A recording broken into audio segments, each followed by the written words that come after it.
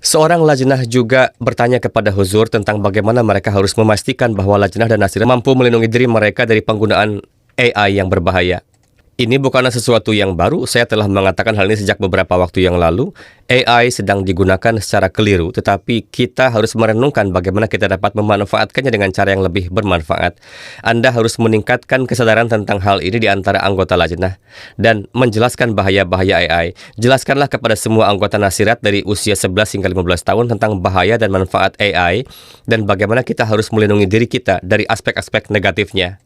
Anda dapat menemukan kutipan dari banyak orang yang bekerja di bidang teknis terkait hal ini dan membagikannya kepada anggota lajnah yang berpendidikan. Kemudian jelaskan kepada mereka bahwa ini adalah kutipan dari orang-orang yang bekerja dalam bisnis kecerdasan buatan dan inilah yang mereka katakan mengenai bagaimana seseorang harus melindungi diri mereka dari hal tersebut dan dampak negatifnya. Anda juga dapat menunjukkan kepada mereka kutipan dari materi-materi pemerintahan dan tokoh-tokoh dunia terkemuka lainnya dalam hal ini. Lakukanlah riset tentang hal ini. Saya juga telah berbicara tentang ini pada berbagai kesempatan. Anda harus meningkatkan kesadaran tentang hal ini dan setiap bulan memberitahu mereka bagaimana melindungi diri mereka dari hal-hal yang sia-sia. Para ketua lajnah harus mengirimkan pesan kepada semua anggota nasirat.